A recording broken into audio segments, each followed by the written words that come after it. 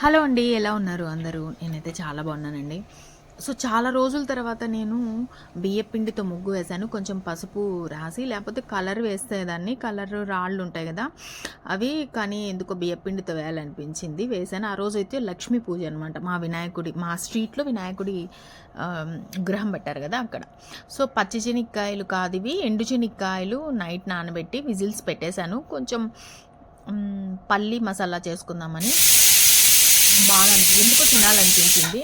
So, ఆ లోపల ఇంకా ఒకేసారి విజిల్స్ అన్నీ ఆఫ్ చేసి వెళ్ళి టీ తాగుదామని అక్కడే నిలబడి విజిల్స్ అన్నీ వచ్చిన తర్వాత అంటే 3-4 విజిల్స్ వచ్చినాక ఆఫ్ చేసి వెళ్ళి కూర్చొని టీ తాగుతున్నాను. ఎందుకంటే నేను తాగేటప్పుడు మళ్ళీ లేసి మళ్ళీ ఆఫ్ చేయాలంటే నాకు విసుగ్గా ఉంటుంది. టీ తాగేటప్పుడు నాకు డిస్టర్బెన్స్ ఏమి ఉండకూడదు ఆ 10 మినిట్స్. సో, అందుకని ఒకేసారి ఆఫ్ చేసేసి కొంచెం ఆరాంగా కూర్చొని టీ అయితే సిప్ చేసేస్తున్నానండి. సో ఇంకా 10:30కి అలా లక్ష్మీ పూజ అని చెప్పారు. ఇంకా అందుకనేసి ఆ రోజు నేను బియ్యపిండితో కొంచెం ముగ్గు వేసుకున్నాను. వేసుకున్న తర్వాత ఇంకా చాలాసేపు పట్టిందండి నాకు ఆ ముగ్గు వేయడానికి. ఆ బియ్యపిండితో అసలు ముగ్గే రాదు తెలుసా. చాలా కష్టపడి వేయాల్సి వచ్చింది. ఎందుకో వెయ్యాలి చాలా రోజులు అయిపోయింది. ఒక 3-4 మంత్స్ అయిపోయింది బియ్యపిండితో వేసి.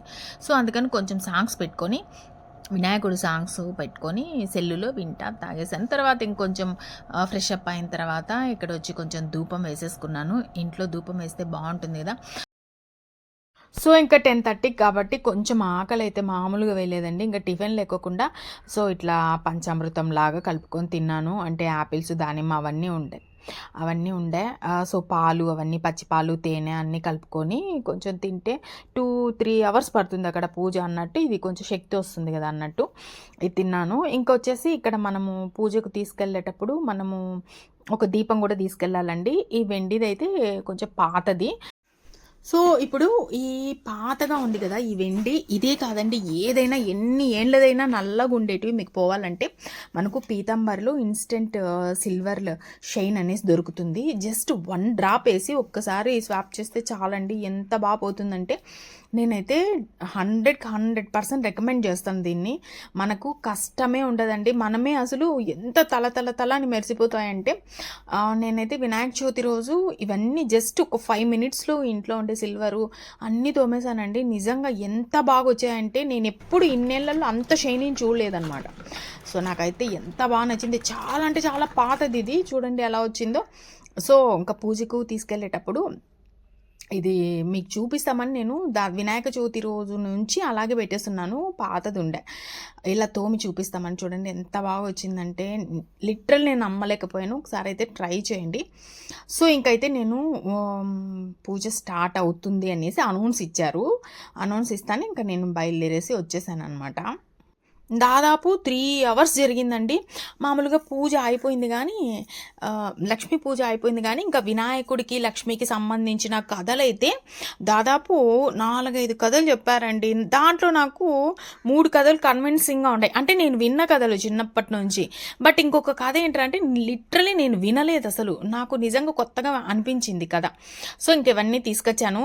ఆ పసుపు కుంకుమ మొత్తం అన్నీ తీసుకొని రావాలి, టెంకాయి అవన్నీ, కొంచెం నీళ్ళు, కొంచెం ఆయిలు, ఒత్తి పెట్టా. ఇంకా పూలు, పళ్ళు అన్నీ అండి A to Z. మన లక్ష్మీ పూజకి ఏమేమి యూజ్ చేస్తామో అవన్నీ. సో చూడండి అక్కడ వినాయకుడి ముందర అమ్మవారిని పెట్టి దాని కింద కలశం పెట్టారు. పెట్టి మంచిగా చేశారండి పూజ. అదే చెప్తున్నాను కదా, లాస్ట్ ఒక కథ చెప్పారండి. ఆ కథ నేను ఎప్పుడు వినలేదు. నేను మాత్రమే వినుండనులేండి, చాలామంది వినుంటారు. సో నేను చెప్తాను అదేంట్రా అనేది. నాకు చాలా ఆశ్చర్యంగా అనిపించింది ఆ కథ విన్నాక. ఇంకా ఇక్కడ అందరూ పంచామృతానికి ప్రసాదానికి అంతా చేస్తున్నారు. అసలు ఆ 5 డేస్లో తీసేశారు వినాయకుడిని. యాక్చువల్లీ 5 డేస్ అండి. పొద్దున్న, మధ్యాహ్నం, నైటు మంచిగా ఫుడ్ పెట్టేశారు. వెళ్ళి తినేవాళ్ళు హ్యాపీగా తినొచ్చండి.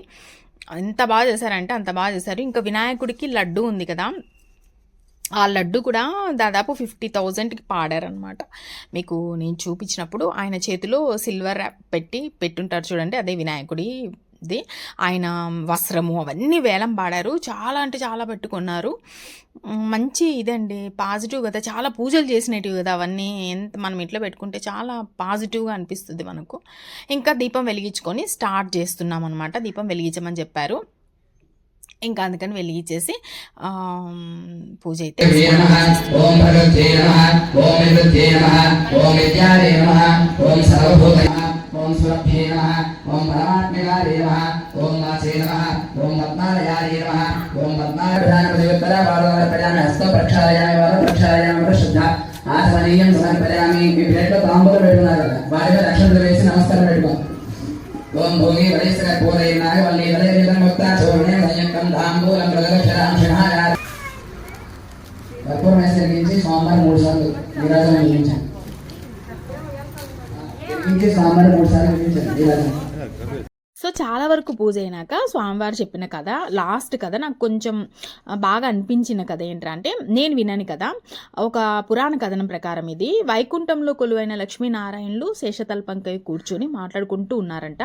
ఆ సమయంలో లక్ష్మీదేవి కించిత్ గర్వంతో తనకంటే లోకంలో ఆరాధ్య దేవత మరొకరు లేరని, లోకంలో సంపదంతా తన రూపమే గనుక నేను అందరికంటే పూజనీయురాలని తన పతిదేవుడైన విష్ణుదేవుని ఎదుట కొంచెం గర్వంగా చెప్పిందంట. అది విన్న విష్ణుదేవుడు లక్ష్మీదేవి గర్వాన్ని గమనించి తన మనసు నొప్పించకుండా, నిజమే సమస్త లోకాలు నీ కటాక్ష వీక్షణాల కోసం ఎదురు చూస్తూ ఉంటారు, కావున అందరికంటే నీవే పూజనీయురాలివి, కానీ ఎంత గొప్ప శక్తులున్నప్పటికీ ప్రతి స్త్రీకి సంతానం పొందిన తరువాతే పరిపూర్ణురాలవుతుంది, సంతానం లేని నీవు పరిపూర్ణతను పొందలేవని సున్నితంగా చెప్పినాడంట. ఆ మాటలు విన్న లక్ష్మీదేవి ఒక్కసారిగా విచారంతో మునిగిపోయి ఒకరోజు తన బాధను చెప్పుకునేందుకు కైలాసంలో ఉన్న పార్వతీదేవి దగ్గరకు వస్తుందంట. అక్కడ పార్వతి తన 2 పుత్రులైన వినాయకుడు కార్తికేయులతో సంతోషంగా ఉండటం చూస్తుందంట. ఆ సమయంలో లక్ష్మీదేవి మనసులో ఒక మంచి ఉపాయం వస్తుందంట. ఇక్కడ నేను ప్రసాదం తీసుకోకుండా వచ్చేసానండి, పంచామృతం తీసుకొని వచ్చేసాను అంతే. సో అందుకని ప్రసాదం ఇస్తున్నారు, తీసుకొని వాళ్ళకంతా వచ్చి ఇలా ఇంటికి వచ్చి ఇచ్చిపోతున్నారు. సో ఇంకా నేను వచ్చేసి ఆ ప్రసాదం చూపిస్తున్నాను, పులిహోర, లడ్డు, తర్వాత వచ్చేసి మిక్చర్ ఏమో ఇచ్చారు.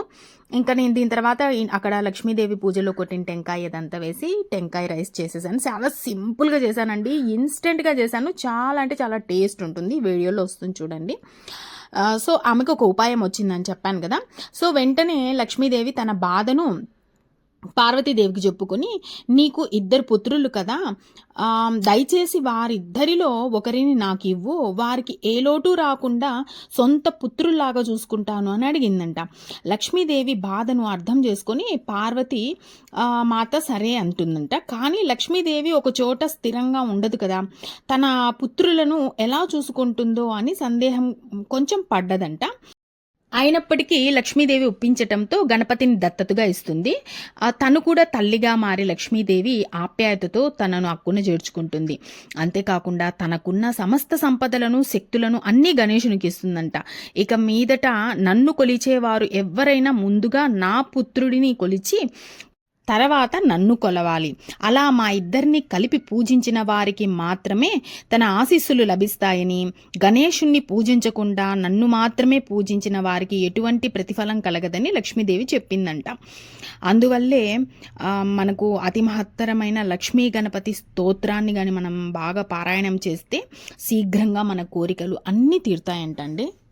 సో అప్పటి నుంచి మన వినాయక స్వామి, మన విఘ్నేశ్వరుడు 2 తల్లుల ముద్దుల పుత్రుడిగా విరాజిల్లుతున్నాడండి. ఈ కథ నాకు చాలా బాగా నచ్చింది. నేనైతే వినలేదు ఈ కథ, మీరు ఏమన్నా వింటే నాకు కమెంట్ సెక్షన్లో అయితే చెప్పండి. నేనైతే లిటరలీ అస్సలు వినలేదండి. నాకు అప్పుడు ఒక చిన్న ఇది వచ్చిందనమాట. మనకి ఎప్పుడు చూడండి, మన ఉత్తర భారతదేశం ఉంది కదా, అక్కడ దీపావళి రోజున మన గణపతి లక్ష్మీదేవి అంటే ఒకే ఫ్రేమ్లో గణపతి లక్ష్మీదేవుణ్ణి పెట్టి కొలుస్తారు. చాలా వరకు ఉత్తర భారతదేశంలో చూడండి, అది దీపావళి రోజున మాత్రం ప్రత్యేకంగా పూజలు చేస్తారు ఆ రోజు వాళ్ళిద్దరికీ. నాకు అప్పుడు ఒక థింక్ చేస్తే అనిపించింది, ఓహో వాళ్ళు అందుకే నా అలా చేస్తారు అని. లిటరలీ మనం అందుకే ఫస్ట్ గణపతిని పూజించిన తర్వాతే లక్ష్మిని పూజించాలి. ఎక్కడికి వెళ్ళినా గణపతి పూజ అయిన తర్వాత లక్ష్మీ పూజ ఉంటుంది చూడండి. సో నాకు చాలా బాగా నచ్చింది. ఈ కథ నీకు తెలియదా, మాకందరికీ తెలుసు అనుకున్న వాళ్ళు వదిలేయండి, బట్ లిటరలీ నాకు ఈ కథ తెలియదు. ఇంకా గణపతి గురించి చాలా కథలు తెలుసు, కానీ మన గణపతికి మహాలక్ష్మి కూడా ఒక తల్లి అని నాకు తెలియదు. నేను యాక్చువల్లీ లక్ష్మి మన ఈయన ఉన్నారు కదా విష్ణువు, వీళ్ళిద్దరూ రాముడు సీత కదా, ఆ అంశంకు చెందిన వాళ్ళు కాబట్టి లవకుశులు పుత్రుడు అనుకున్నాను. బట్ ఇదేదో కొంచెం అంటే పురాణాల కథలు భలే బాగుంటాయండి. మనం అనుకునేది ఒకటైతే మనకు ఇంకా కొన్ని కొన్ని కొత్త కొత్తగా కథలు తెలిస్తే లిటరల్లీ నాకు అది భలే అనిపిస్తాయి. అది మామూలు కథల కంటే ఇట్లా పురాణ దేవతల కథలు ఇలాంటివన్నీ వింటుంటే మనం కొత్త కొత్తవి తెలుసుకుంటాం కదా. నాకైతే చాలా చాలా చాలా బాగా నచ్చిన కథ ఇది. సో ఒకసారి మా వ్యూవర్స్కి కూడా చెప్దాము. ఎంతమందికి ఈ కథ తెలుసో తెలీదు. ఈ కథ విన్నా కూడా చాలా మంచిదంట అండి. చాలా శుభాలు జరుగుతాయంట ఇలాంటి కథలు వింటే కూడా మంచిదంట. సో చెప్పిన వారికి మంచిదే, విన్నవారికి మంచిదే అంటే మనం మంచి జరుగుతుందంటే తప్పకుండా చెప్తాం కదా. సో మీతో మాట్లాడుతూనే రైస్ చేసేసాను. ఫస్ట్ రైస్లో కోకోనట్ మిల్క్ వేసేసి ఉడకబెట్టేసుకొని, అంటే ఉడికేటప్పుడే కొంచెం గీ వేసుకొని ఉడకబెట్టుకొని తర్వాత తిరగమాత పెట్టుకున్నాను. కొంచెం ఆయిల్ కొంచెం గీ వేసేసుకొని జీడిపప్పు ఉద్దిపప్పు ఆవాలు అన్నీ వేసుకొని అందులో కొంచెం తురిమిన పచ్చి కొబ్బరి కూడా వేసుకొని వేయించుకొని పచ్చిమిర్చి అన్నీ తర్వాత ఈ రైస్ వేసుకొని కలుపుకొని తినడమే. సూపర్ అంటే సూపర్ టేస్ట్ ఉంటుందండి. నెక్స్ట్ లెవెల్ టేస్ట్ ఉంది. సాల్ట్ అడ్జస్ట్ చేసుకొని తినడమే అనమాట. సో ఇది అండి ఈరోజైతే వ్లాగ్ అయితే. మీకు బాగా నచ్చితే like, share, comment and subscribe అండి. నా వీడియో చూసినందుకు thank you so much. Next వీడియోతో మళ్ళీ కలుస్తాను. అంతవరకు బాయ్ బాయ్.